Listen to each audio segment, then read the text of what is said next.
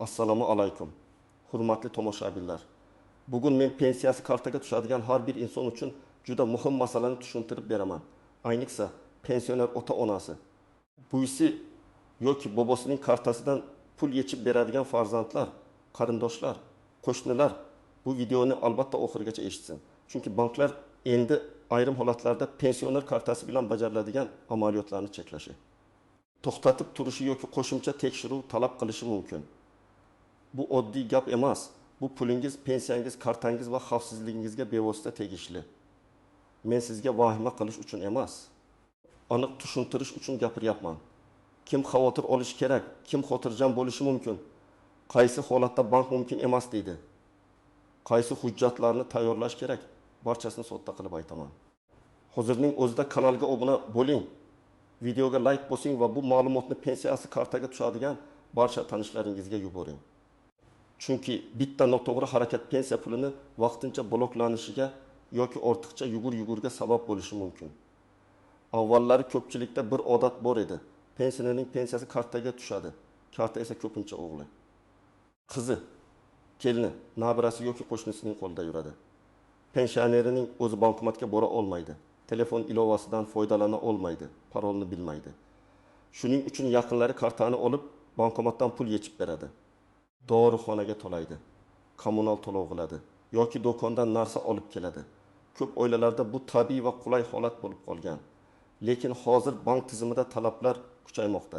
Sababi oddiy firibgarlik ko'paygan. Pensionerlar nomidan kredit olish holatlari uchragan. Kartadan pulni ruxsatsiz yechish, aldab SMS kodni olish, mobil ilovaga boshqa odam kirib olishi kabi muammolar ko'paygan. Banklar esa mijozning pulini himoya qilishga majbur. Shuning uchun ular pensiya kartasi egasining o'zi rozimi? Kartadan kim foydalanmoqda? Pul qayerga ketmoqda? Amaliyot odatiy holatmi yoki shubhalimi? Bularni ko'proq tekshiradigan bo'lyapti. Bu yerda eng muhim narsa, men aniq aytaman, pensiya kartasidan foydalanish butunlay taqiqlanib qoldi degan gap noto'g'ri. Pensioner o'z pensiyasini olaveradi, kartasidan foydalanaveradi, bankomatdan pul yechadi, do'konda to'laydi, ilova orqali to'lov qiladi. Lekin karta egasidan boshqa odam kartani doimiy ishlatsa, karta ma'lumotlarini bilsa, PIN kodni saqlasa, SMS kodlarni qabul qilsa yoki pensioner nomidan katta pul o'tkazmalar qilsa, mana shu joyda muammo chiqishi mumkin. Oldin ko'p narsaga ko'z yumilgan bo'lsa, endi bank xodimi kartani egasining o'zi ishlatish kerak. Notarial ishonchnoma kerak, shaxsni tasdiqlash kerak. Mobil ilova faqat egasining telefonda bo'lishi kerak deb aytishi mumkin. Ayrim holatda bankomat kartani ushlab qolmaydi, lekin ilova orqali amaliyot cheklanadi. Ayrim holatda bank filialida pensionerning o'zi kelmaguncha karta qayta tiklanmaydi yoki limit oshirilmaydi. Demak, asosiy o'zgarish shunda, endi banklar pensioner kartasi atrofidagi harakatlarni ko'proq nazorat qiladi. Men birinchi navbatda kimlar xavotir olishi kerakligini tushuntiraman. Agar pensionerning kartasi uning o'zida bo'lsa, PIN kodni faqat o'zi bilsa, pulni o'zi yetsa yoki ishonchli farzandi faqat pensionerning yonida turib yordam bersa, odatda katta muammo bo'lmaydi. Masalan, olis 8 yoshli otaxon bankomat oldida turibdi. O'g'li unga tugmalarni ko'rsatib yordam beryapti. Otaxonning o'zi kartani kiritadi, o'zi tasdiqlaydi, pulni o'zi oladi. Bu holatda maqsad yordam berish, kartani egallab olish emas. Lekin boshqa holatni olaylik. Yetim 2 yoshli onaxonning kartasi qizining qo'lida. Har oy 1 million 500 ming so'm pensiya tushadi. Qizi kartadan 1 million so'm yechadi, 300 ming so'mni do'rga ishlatadi, qolganini uy xarajatiga sarflaydi. Onaxon buni biladi, lekin hech qanday yozma ishonchnoma yo'q. Bir kuni onaxon bankka borib, kartamdagi pul kamayib ketyapti deb aytsa, bank kim yechganini tekshirishi mumkin. Agar karta qizining qo'lida bo'lgani aniqlansa, bu oilaviy kelishuv bo'lsa ham, huquqiy jihatdan savollar paydo bo'ladi. Chunki karta shaxsiy hisoblanadi. Yana bir real misol, boboning pensiyasi 2 million 100 ming so'm. Nabirasi mobil ilovani telefoniga o'rnatib olgan. Har oy kommunal to'lov, internet, kredit, telefon, do'kon to'lovi shu kartadan ketadi. Bobo esa telefon ishlatmaydi va SMS xabarlarni ko'rmaydi. Bir kuni 800 ming so'm boshqa kartaga o'tkazilib ketadi. Bobo men o'tkazmadim deydi. Bank tekshiradi. SMS kod kiritilgan. Ilova orqali tasdiqlangan. Endi savol, kod kimning qo'lida edi? Shuning uchun Banklar pensioner kartasiga ulangan telefon raqami haqiqatan ham egasiga tegishlimi? Ilova kimning qurilmasida turibdi? Buni jiddiy ko'rmoqda. Kimlar ko'proq ehtiyot bo'lishi kerak? Birinchidan, yoshi katta va harakatlanishi qiyin bo'lgan pensionerlar. Ikkinchidan, pensiya kartasini qarindoshiga berib qo'yganlar. Uchinchidan, pensiya kartasi orqali doimiy ravishda boshqa odamlarning kreditlari, qarzlari, savdo to'lovlari qilinayotganlar. To'rtinchidan, karta bo'yicha katta summalar kirib chiqayotganlar. Masalan, pensiya 50 million, takim 1000 so'm bo'lsa-yu, karta orqali oyiga 25 million so'm pul aylanayotgan bo'lsa, bank buni oddiy pensiya ishlatilishi deb qaramasligi mumkin. Kimlar xotirjam bo'lishi mumkin. Agar siz pensiyangizni o'zingiz olsangiz, kartangizni hech kimga bermasangiz, PIN kodni hech kimga aytmasangiz, bankdan kelgan SMS kodlarini boshqa odamga o'qib bermasangiz, xavotirga hojat yo'q. Agar farzandingiz sizni bankka olib borib, yo'lingizda yordam bersa, bu ham odatda muammo emas. Muammo yordam berishda emas, karta ustidan nazorat boshqa odamga o'tib ketishida. Endi eng ko'p uchraydigan taqiq nimadan iboratligini aytaman. Banklar karta egasidan boshqa odamga PIN kodni berishni, kartani doimiy foydalanish uchun topshirishni, mobil bank ilovasini boshqa odamning telefonida yuritishni, SMS kodni uchinchi shaxslarga aytishni xavfli deb hisoblaydi. Amalda bu shuni anglatadi. Agar biror muammo chiqsa, bank siz kartangizni o'zingiz himoya qilmagansiz deb javob berishi mumkin. Bundan tashqari, agar bank shubhali amaliyotni sezsa, karta yoki ilova orqali ayrim operatsiyalar vaqtincha to'xtatilishi mumkin. Masalan, pensionerning kartasidan odatda oyiga 2 marta 5 ming so'mdan yechilgan. Birdaniga bir kunda 5 million so'm yechilmoqchi bo'ldi yoki boshqa viloyatdagi bankomatdan pul olinmoqchi bo'ldi. Bank tizimi buni shubhali deb ko'rishi mumkin. Yoki kartadan bir necha marta ketma-ket noto'g'ri PIN kiritildi. Yoki mobil ilovaga yangi telefondan kirish bo'ldi. Bunday paytda bank xavfsizlik maqsadida operatsiyani ushlab turishi mumkin. Bu pensionerga qarshi chora emas, pulni himoya qilish chorasi. Yana bir muhim jihat. Ba'zi pensionerlar kartamni o'g'limga berdim, o'zi biladi deb o'ylaydi. Lekin ertaga o'g'ilning qarzi bo'lsa, oilada kelishmovchilik chiqsa, telefon yo'qolsa yoki firibgar SMS kodni olsa, zarar pensionerning hisobidan ketadi. Bank uchun karta egasi pensioner. Shartnoma ham pensioner nomida. Demak, javobgarlik ham birinchi navbatda karta egasining ehtiyotsizligi bilan bog'lanadi. Endi istisnolarni tushuntiraman. Agar pensioner kasal bo'lsa, yura olmasa, bankka bora olmasa, uning nomidan farzandi yoki boshqa yaqin inson pul olishi mumkinmi? Ha, mumkin, lekin buni to'g'ri rasmiylashtirish kerak. Eng xavfsiz yo'l notarial ishonchnoma. Ishonchnomada kimga, qaysi bank bo'yicha, qanday amaliyotlarni bajarishga ruxsat berilgani aniq yozilishi kerak. Masalan, pensiya mablag'larini olish, bank kartasini qayta rasmiylashtirish, hisob varaq bo'yicha ma'lumot olish, ariza berish kabi vakolatlar ko'rsatiladi. Oddiy og'zaki kechiruv ko'p hollarda yetarli bo'lmaydi. Bu mening onam, men olaman degan gap bank uchun doim ham asos bo'la olmaydi. Bank xodimi sizga ishonishi mumkin, lekin tizim va ichki tartib hujjat talab qiladi. Chunki bank xodimi ham javobgar. Agar u hujjatsiz boshqa odamga pul yoki karta bo'yicha ma'lumot bersa, keyin shikoyat chiqsa, javob berish kerak bo'ladi. Yana bir nozik joy, pensionerning sog'lig'i va huquqiy layoqati. Agar inson o'z harakatlarini tushunadigan holatda bo'lsa, ishonchnoma berishi mumkin. Agar u og'ir kasal, hushsiz yoki hujjat imzolay olmaydigan holatda bo'lsa, bu alohida tartib talab qiladi. Bunday vaziyatda mahalla notarius tibbiy ma'lumotnoma, sud orqali vasiylik kabi masalalar paydo bo'lishi mumkin. Men buni qo'rqitish uchun aytmayapman. Aksincha, vaqtida rasmiylashtirilsa.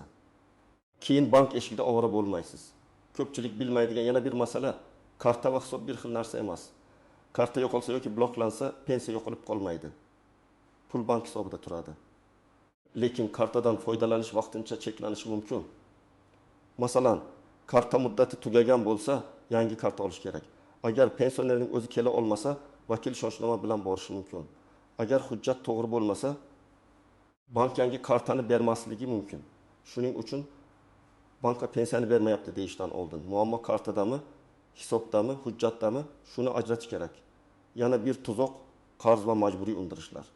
Ayrim pensionerlar bank kartamni taqiqladi deydi. Aslida esa hisobga ijro hujjati tushgan bo'lishi mumkin. Masalan, aliment, soliq qarzi, kredit qarzi yoki sud qarori bo'yicha mablag' ushlab qolinishi mumkin. Bu bankning o'zboshimchaligi emas, ijro tartibi bo'lishi mumkin.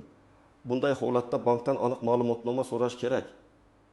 Kimning qarori asosida, qancha summa, qaysi sana bilan ushlab qolinyapti. Shundan keyin majburiy ijro byurosi yoki tegishli tashkilotga murojaat qilinadi. Yana bir muhim nuqta pensiya kartasiga begona pul tushirish. Ba'zi oilalarda pensioner kartasidan qulay karta sifatida foydalanishadi. O'g'ilning maoshi, qarz, savdo puli, onlayn oldi-sotdi to'lovlari ham shu kartaga tushadi. Bu juda xavfli.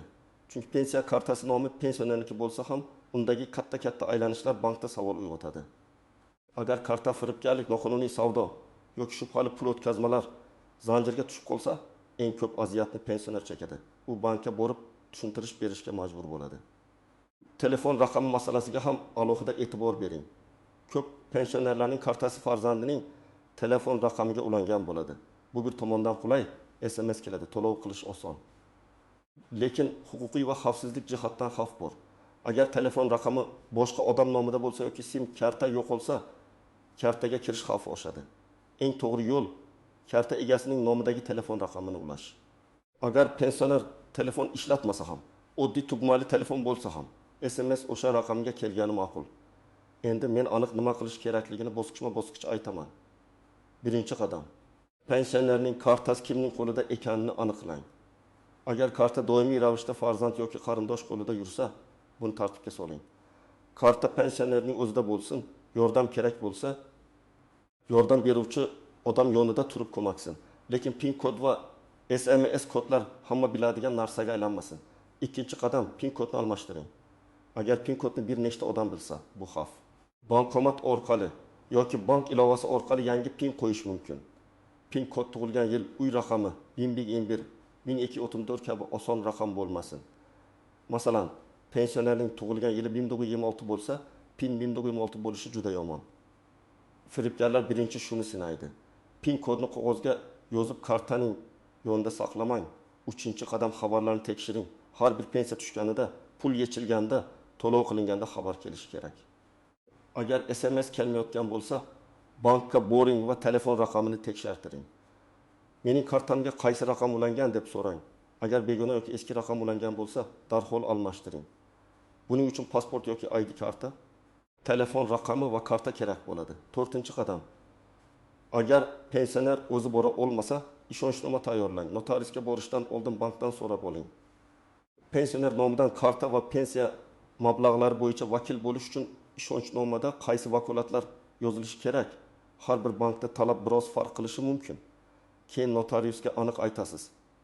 Bank hisob varag'i, karta, pensiya mablag'i, ariza berish, ma'lumot olish, karta olish yoki qayta chiqarish vakolatlari kerak. Shunda hujjat yarimta bo'lib qolmaydi. 5-qadam, hujjatlarni tayyor tuting. Pensionerning pasporti yoki ID kartasi, bank kartasi, telefon raqami, vakil bo'lsa, vakilning pasporti, notarial ishonchnoma, kerak bo'lsa pensionerning yashash manzili bo'yicha ma'lumotlar kerak bo'lishi mumkin. Agar pensioner kasal bo'lsa, ayrim holatlarda tibbiy ma'lumotnoma ham foyda beradi. Hujjatlarni rasmga olib telefonda saqlash yaxshi, lekin bankka odatda asl nusxa kerak bo'ladi. 6-qadam, kartadan faqat pensioner ehtiyoji uchun foydalaning. Pensiya kartasini qarz olish berish, savdo qilish, boshqa odamlarning pulini aylantirish uchun ishlatmang. Masalan, pensionerga 1,7 million so'm pensiya tushadi. Shu kartaga yana qo'shnining 40 million so'm qarzi, nabiraning 3 million so'm telefon uchun to'lovi, o'g'ilning 6 million so'm savdo puli tushsa, keyin biror tekshiruvda hammasini tushuntirish qiyin bo'ladi. Oddiy qo'yda. Pensiya kartasi pensiya va pensioner xarajatlari uchun ishlasin.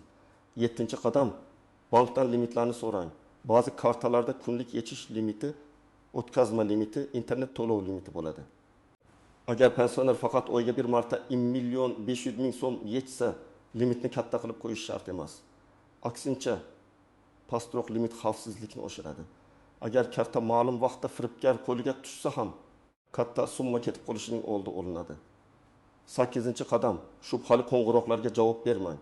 Bank xodimi hech qachon sizdan SMS kod, PIN kod, karta orqasidagi maxfiy kodni so'ramaydi.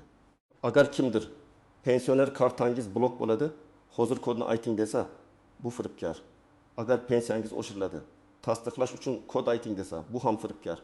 Pensioner ota-onangizga buni oddiy tilda tushuntiring. Telefonda hech kimga kod aytilmaydi. Bankka faqat o'zimiz boramiz yoki rasmiy raqamga qo'ng'iroq qilamiz. 9-qadam, karta yo'qolsa darhol bloklang. Balki uyda qolgandir deb kutib o'tirmang. Bankning rasmiy kol markaziga qo'ng'iroq qiling yoki ilova orqali bloklang.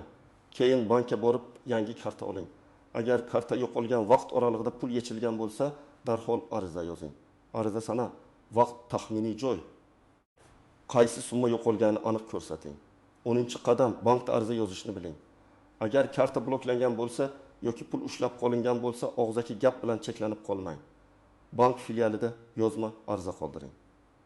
Arizada shunday mazmun bo'lsin: mening pensiya kartam bo'yicha amaliyot cheklangan.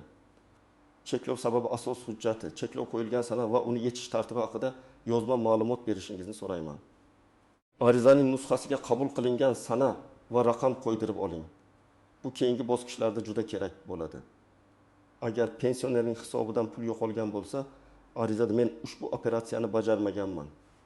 Pul yechilgan vaqt va joy bo'yicha tekshiruv o'tkazishingizni so'rayman deb yoziladi. Bankdan javob olingandan keyin zarur bo'lsa, ichki ishlar organlariga ham murojaat qilinadi. Ayniqsa SMS kod aldanib olingan bo'lsa, bu firibgarlik alomati bo'lishi mumkin. Yana bir amaliy maslahat, pensionerga alohida kundalik xarajat karta ochish mumkin. Masalan, asosiy pensiya kartasiga pensiya tushadi. Undan har oy 500 ming yoki 700 ming so'm alohida kartaga o'tkaziladi. Kundalik bozor va dorixona xarajatlari shu kartadan qilinadi. Asosiy kartada esa katta summa turmaydi yoki u xavfsiz joyda saqlanadi. Bu usul hamma uchun shart emas, lekin firibgarlikdan qo'rqadigan oilalar uchun foydali. Oilaviy kelishuvni ham ochiq qiling. Pensionerning pensiyasidan qancha doriga ketadi, qancha oziq-ovqatga ketadi, qancha naqd beriladi. Buni oila ichida aniq qilib qo'yish kerak. Aks holda ertaga pul qayerga ketdi degan savol kelib chiqadi. Men ko'p hollarda ko'rganman. Farzand yomon niyatda bo'lmaydi, lekin hisob-kitob qilmaydi. Natijada pensioner o'z pulini nazorat qilmayotgandek his qiladi. Oddiy daftar tuting sana, tushgan pensiya, yechilgan pul, dorixona, kommunal to'lov, qolgan summa. Bu ishonchni oshiradi. Yana bir muhim maslahat. Pensioner nomidan kredit yoki bo'lib to'lash rasmiylashtirmang. Ba'zi farzandlar onamning kartasiga pensiya tushadi, kreditni shu nomga olamiz deydi. Bu juda xavfli. Pensionerning daromadi cheklangan, yoshi katta. Kutilmagan kasallik yoki xarajat bo'lishi mumkin. Kredit kechiksa, pensiya kartasi orqali undirish, bank bilan muammo, oilaviy nizolar kelib chiqadi. Pensionerning kartasi tinch bo'lgani yaxshi. Demak, asosiy gap shunda. Banklar pensionerlarga pensiyasini olishni taqiqlayotgani yo'q. Lekin pensionerlar kartasini boshqa odam ishlatishi, PIN kod va SMS kodlar tarqalishi, notarial ishonchnomasiz vakillik qilish. Shubhali pul aylanishlari endi ancha jiddiy tekshiriladi. Bu o'zgarishning sababi firibgarlikning ko'payishi va pensionerlarning pulini himoya qilish zarurati. Men sizga tavsiya qilaman. Bugunoq pensioner ota-onangiz yoki yaqinlaringizning kartasi kimda ekanini, telefon raqami kimga ulanganini, PIN kodni kim bilishini, ishonchnoma kerakmi yo'qmi, hammasini tekshirib chiqing. Agar hammasi joyida bo'lsa, xotirjam bo'lasiz. Agar kamchilik bo'lsa, bankka boring, hujjatlarni tartibga keltiring. Keyin muammo chiqqanda yugurib yurishga to'g'ri kelmaydi. Sizning oilangizda pensiya kartasidan kim foydalanadi? Bank kartani bloklagan, pul yechishga ruxsat bermagan yoki ishonchnoma talab qilgan holat bo'lganmi? Fikringizni izohlarda yozing. Boshqalarga ham foydasi tegadi. Videoga like bosing. Kanalga obuna bo'ling va bu ma'lumotni pensiyasi kartaga tushadigan barcha tanishlaringizga yuboring. Bitta yuborilgan video kimningdir pensiyasini, pulini va asabini saqlab qolishi mumkin.